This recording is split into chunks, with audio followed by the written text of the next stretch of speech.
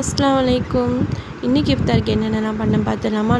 Lemon அதிகமாக இருக்குது, சீக்கிரம் வீணாக போயிடும் அப்படின்னு நினச்சிங்கன்னா அதில் உள்ள ஜூஸ் எல்லாம் பிழிஞ்சிட்டு இந்த மாதிரி ஒரு கண்ணாடி ஜாரு இல்லாட்டி இது மாதிரி ஒரு ட்ரேயில் நம்ம ஸ்டோர் பண்ணி வச்சுக்கிட்டோம்னா தேவைப்படும் போது யூஸ் பண்ணிக்கலாம். நோம்பு நேரத்தில் இந்த சப்ஜா சீட் நம்ம அதிகமாக நம்ம உடம்புக்கு சேர்த்துக்கிறது ரொம்ப நல்லது.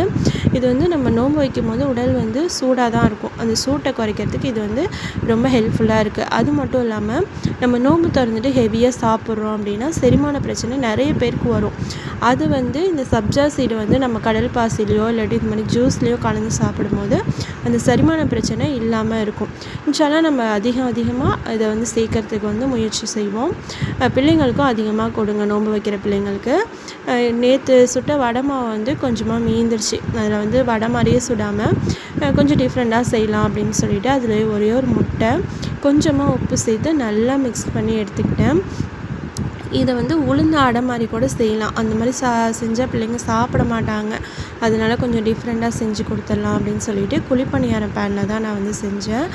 நான் அந்த சின்னதாக குழிக்கரண்டி இருக்கும் இல்லையா, அதில் அரை குழிக்கரண்டி அளவுக்கு தான் எண்ணெய் ஊற்றினேன். அதுலேயே இந்த மாவு ஃபுல்லாமே சுட்டி எடுத்துட்டேன். டீப் ஃப்ரை ஐட்டம்ஸ் வேணாம், ஸ்நாக்ஸ் வேணாம் அப்படிங்கிறவங்க இந்த மாதிரி மெத்தடை யூஸ் பண்ணலாம். நோம்பு நேரத்தில் அதிகமாக டீப் ஃப்ரை பண்ண ஐட்டம் சாப்பிட்றதையும் தவிர்த்துக்கலாம்.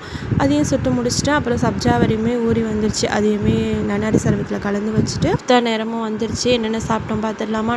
பள்ளிவாசல் கஞ்சி, வாட்டர் மிலன், உளுந்து போண்டா, கடல் பாசி, பேரிச்சம்பழம், சம்சா, நன்னாரி சர்பத், அவ்வளோதான். வீடியோ பிடிச்சிருந்துச்சா சப்ஸ்கிரைப் பண்ணிக்கோங்க.